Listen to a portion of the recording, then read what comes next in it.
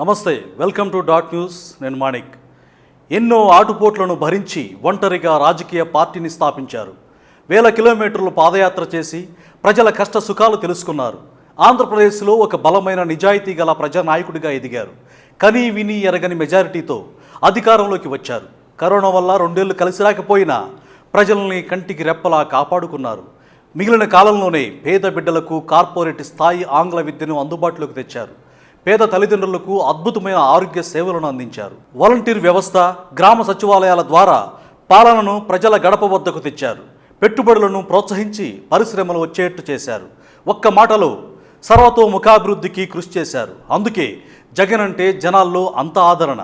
జగన్ అంటే ఒక నిజం, ఒక భావోద్వేగం, ఒక విజయ సంకేతం.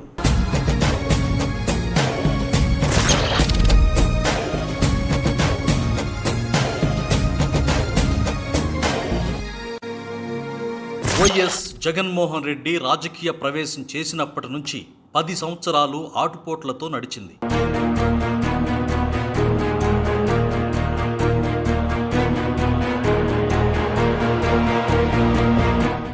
తండ్రి వైఎస్ రాజశేఖర రెడ్డి అకాల మరణం తర్వాత రాజకీయంగా కాకల తీరిన కుట్రలు కుతంత్రాలు తెలిసిన నాయకులను ఎదిరించి ఒంటరిగా వైఎస్ఆర్ కాంగ్రెస్ పార్టీని స్థాపించారు. అప్పుడే ఆంధ్ర రాష్ట్ర భవిష్యత్తుకు బీజం పడింది.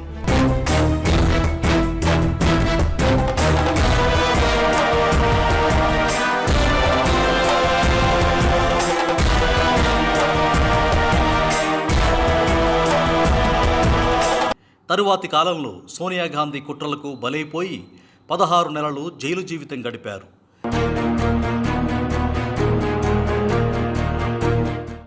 రెండు 2017 జూలైలో తూర్పుగోదావరి జిల్లా వైరా మండలం చాపరాయి గ్రామంలో 16 మంది ఆదివాసీలు విష జ్వరాలతో వైద్య సదుపాయం అందక మరణించిన విషయం తెలిసిందే. అప్పుడు జగన్ 10 కిలోమీటర్లు అటవీ ప్రాంతంలో పోలీస్ రక్షణ లేకుండా నడకదారిన వెళ్లి ఆ విషయాన్ని వెలుగులోకి తెచ్చి ప్రభుత్వ వైఫల్యాన్ని అండగట్టారు. పేదల పక్షాన శాసనసభలో గళం వినిపించారు. ఇక జగన్ రాజకీయ జీవితంలో మరువలేని ప్రధాన ఘట్టం ప్రజా సంకల్ప యాత్ర పేరుతో 3648 కిలోమీటర్లు ఇడుపులపాయ నుంచి ఇచ్చాపురం వరకు నడిచిన పాదయాత్ర.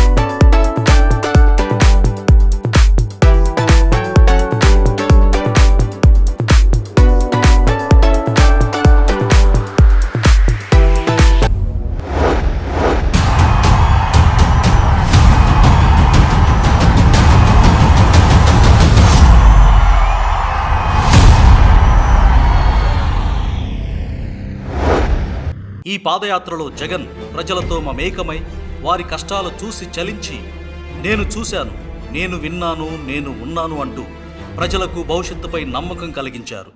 ప్రతి కుటుంబానికి, ప్రతి మనిషికి ఈ వేదికపై నుంచి ఒక్క మాట ఇస్తున్నాను. నేను విన్నాను, నేను ఉన్నాను అని చెప్పి ఈ వేదిక మీద నుంచి నేను మాట ఇస్తా ఉన్నాను. ఆంధ్ర రాష్ట్రంలో ఒక బలమైన నిజాయితీ గల ప్రజానాయకుడిగా ఎదిగారు.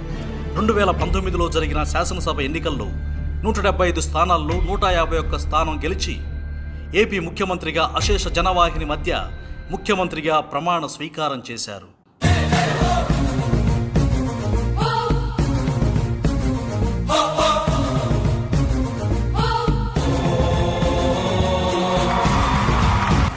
వైఎస్ జగన్మోహన్ రెడ్డి అనే నేను ఆంధ్రప్రదేశ్ రాష్ట్ర ముఖ్యమంత్రిగా దైవ సాక్షిగా ప్రమాణం చేస్తున్నాను. జగన్ ముఖ్యమంత్రిగా ఉన్న 58 నెలల పాలనా కాలంలో కరోనాతో 24 నెలలు ప్రజలను కంటికి రెప్పలా కాపాడుకోవడంలోనే గడిచింది.